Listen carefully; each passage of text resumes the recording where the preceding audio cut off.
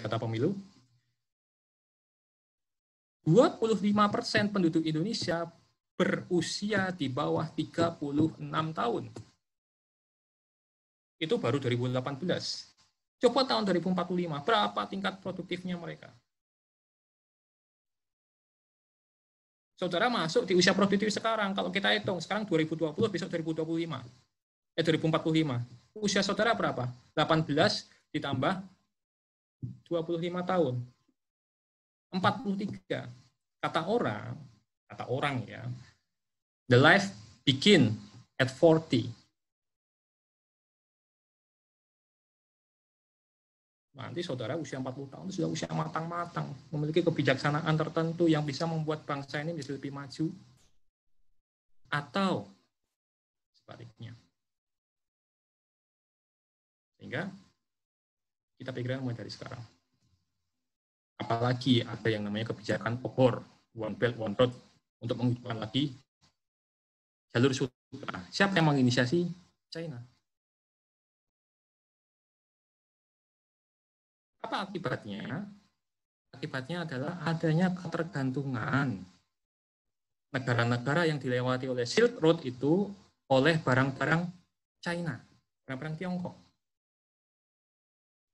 Yang ditakutkan lagi adalah barang-barang dalam negeri, inovasi dalam negeri tidak payu, tidak laku. Kenapa? Karena China produksi barangnya banyak, cukup berkualitas, dan harganya bisa murah, lebih murah. Kalau sampai ekonomi kita tergantung pada negara lain, cita-cita bangsa menyejahterakan warga negaranya tidak akan tercapai. Akibatnya apa? Tidak ada yang berjiwa inovatif. Yang ada adalah berjiwa sebagai pedagang-pedagang. Ini sudah banyak terlihat ini. Sekarang sudah banyak pedagang. Pedagangnya banyak.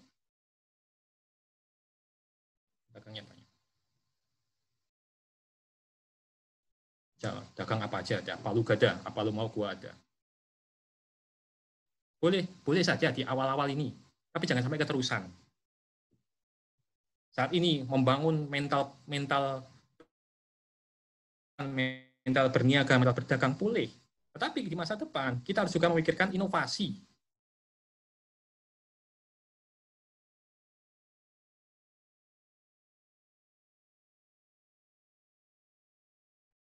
Bisa bertiga.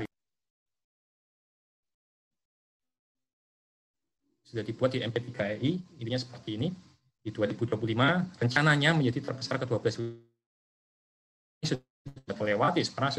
Sekarang Indonesia itu dari GDP-nya itu sudah peringkat 7 sedunia. Ini sudah terlewati. Maka ada cita-cita di tahun 2045 Indonesia itu 3 besar dunia. Tapi 3 besar dunia itu apakah yang menikmati kita? Atau yang menikmati orang lain? Apakah kita cuma jadi penonton? Atau kita sebagai pelaku?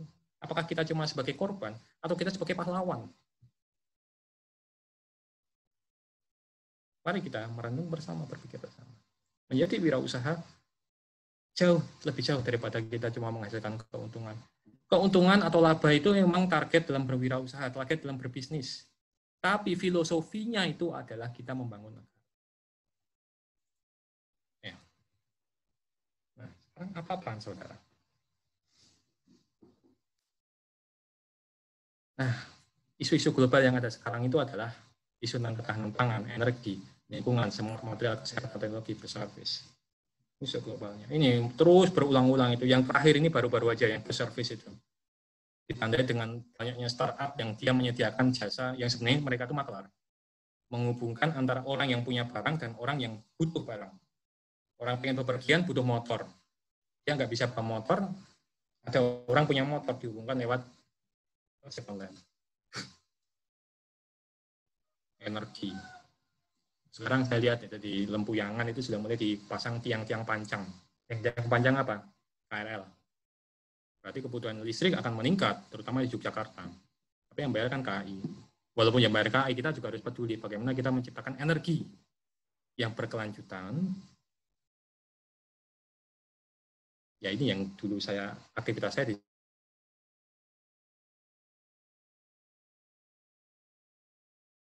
sehingga kita punya limbah, limbah yang ada itu ada limbah pupuk gergaji, dan kemudian limbah badan kosong sawit. Dihancurkan, dikeringkan, kemudian dipres menjadi pelet atau menjadi sodas. Saya punya perusahaannya, enggak, saya kolaborasi aja dengan industri yang pengen untuk membangun itu. Saya nggak punya pabrik waktu itu. Saya hanya membantu konsultannya di sini, dan kemudian membentuk produknya dan menghubungkan dengan negara yang membutuhkan. Makanya kita punya perwakilan di Jerman sana lewat Hagudo itu. Nah, Jerman pasar yang potensial. Kitanya dulu bolak-balik. Indonesia itu cuma jadi tempat mampir, tempat tidur aja dulu. Tapi karena sudah menikah, punya keluarga, punya anak, sulit juga yang meninggalkan mereka. Sudah. Orang lain. Nah, tantangan yang dari saat ini adalah, jika saya sampaikan tadi, terutama yang terakhir, SDM Indonesia memiliki trauma persepsi. Trauma persepsinya apa? Kita bangsa kelas 2, kita bangsa dunia ketiga. Nah, sekarang kita harus bisa maju. Kita harus bisa berdiri atas kaki sendiri. Apa bedanya kita dengan orang Amerika? Nggak ada. Paling cuma beda rambut, beda mata. Tapi secara otak, secara fisik, bahkan ya, Tiongkok dengan berbagai marganya itu sudah menguasai dunia. Di mana-mana mesti ada orang Tiongkok. Sama seperti di Indonesia. Orang Indonesia dari Sabang sampai Merauke ya, wilayah Indonesia dari Sabang sampai Merauke, mesti ada 2 suku yang mesti ada. Suku Minang dan suku Jawa. Mesti ada. Kita nggak bisa lagi sekarang itu berpikiran di daerah kita atau di Indonesia saja, tapi kita juga berpikiran secara global. Karena kita informasinya melimpah melalui teknologi informasi. Saudara harus memiliki visi dalam berwirausaha. Nah, visi tersebut diwujudkan dalam suatu tindakan. Tapi ingat, visi ini harus selalu menghidupi aktivitas-aktivitas kita. Tapi yang perlu saya garis bawahi adalah jangan bervisi untuk hanya menghasilkan uang. Salah. Apalagi ada pendapat, ngapain kuliah, wirausaha saja. 9. Siapa bilang Zuckerberg itu enggak S1? Dia S1. Siapa bilang si Pak, siapa namanya itu Pak Bill Gates itu dia enggak S1? Dia S1. Apa bedanya bisnis yang dijalankan oleh lulusan S1 atau S2 dibandingkan dengan yang bukan S1 atau S2? Dia bisa berjangka panjang dan bisa terus berinovasi. Nadiem Makarim itu S2. Usia 35 tahun, Gojek sudah segini. Saudara ya tetap harus lulus S1. Jangan meninggalkan kuliahnya hanya dengan dalih ingin berusaha. Justru S1 itu membangun mindset. Membangun mindset terukur, teratur, dan memimpin.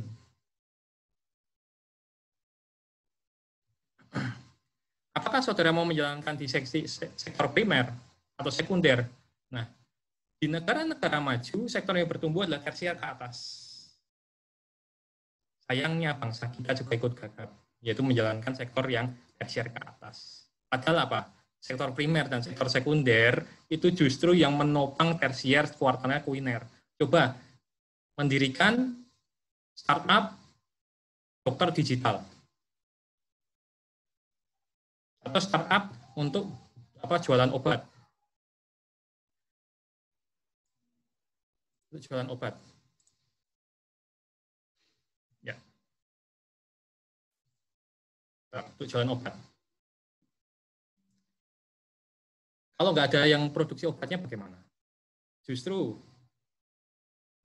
ini harus kita pikirkan juga, primer dan sekunder. Jangan kita terjebak pada tersier kuarter kuliner. Baik, karena waktunya tinggal sedikit, saya tidak akan terlalu banyak.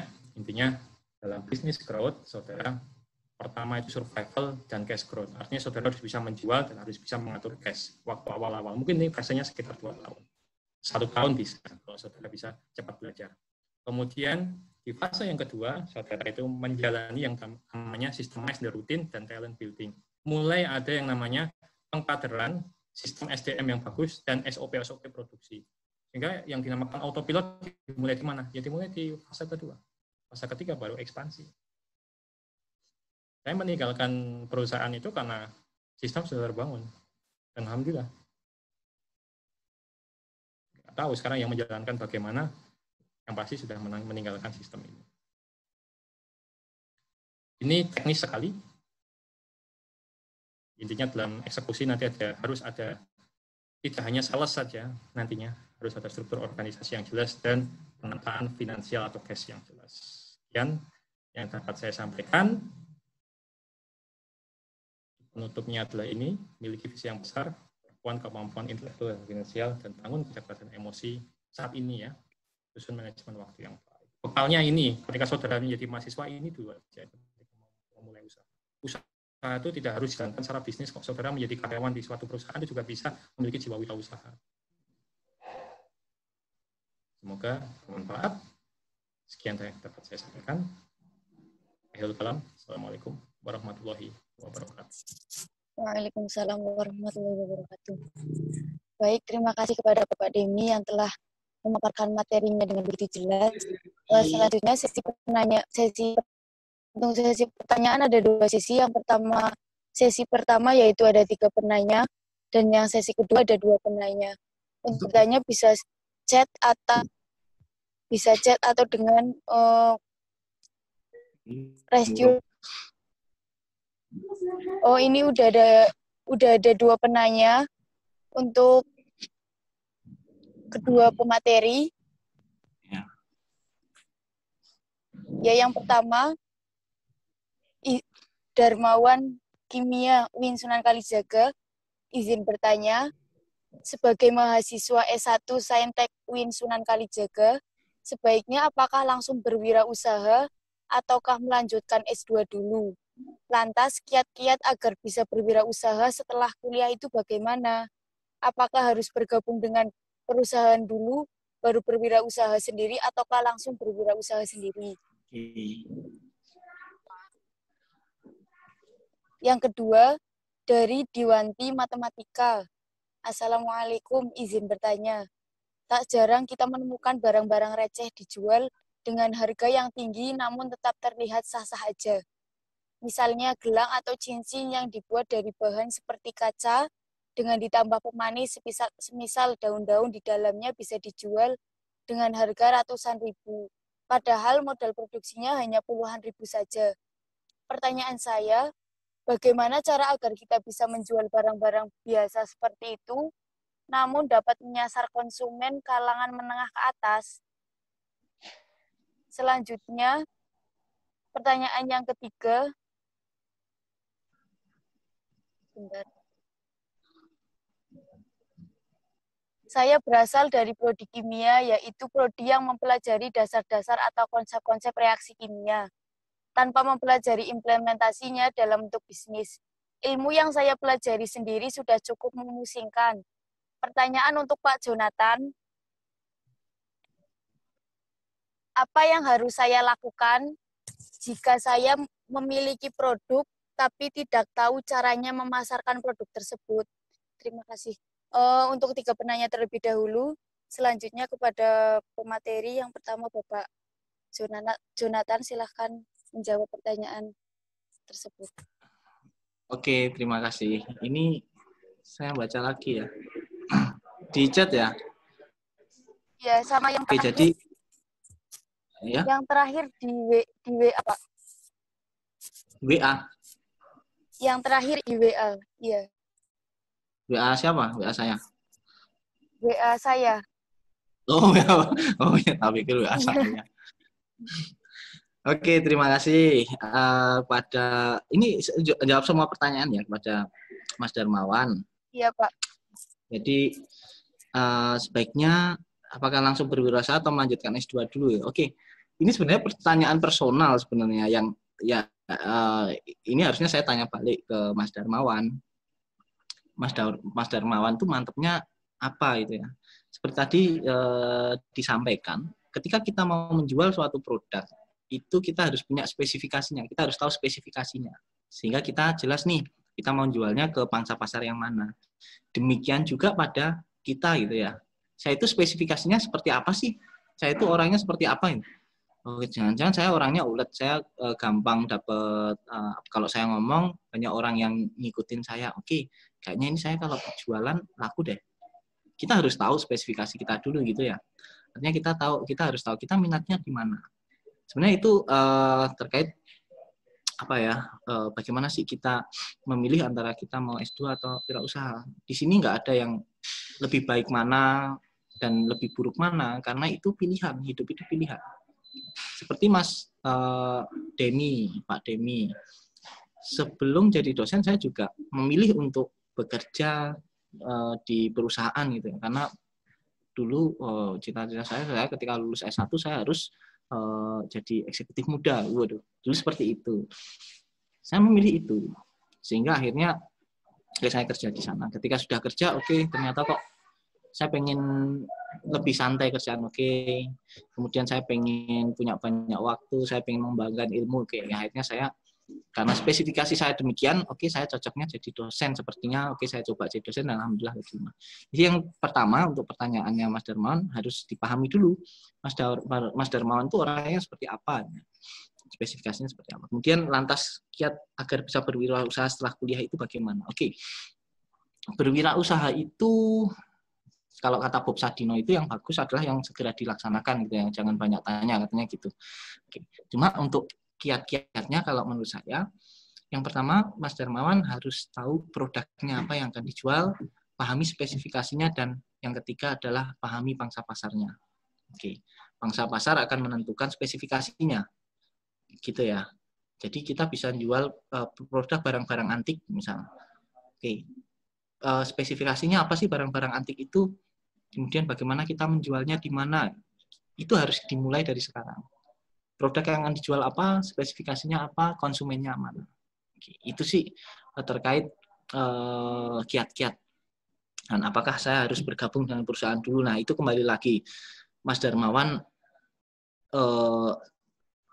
pengennya jadi apa gitu ya? Wirausaha atau bisnis, wirausaha atau maaf bekerja. Oke, gitu. Ini langsung saya atau Pak Demi dulu? Langsung semua aja, Pak. Oke, bentar Pak Demi.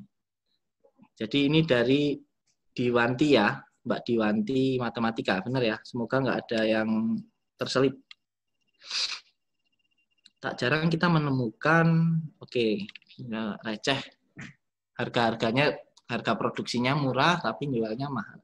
Gini, prinsip orang jualan tuh bukan seperti itu, bukan biayanya itu sebenarnya biaya produksinya murah, saya harus jual murah, itu nggak seperti itu.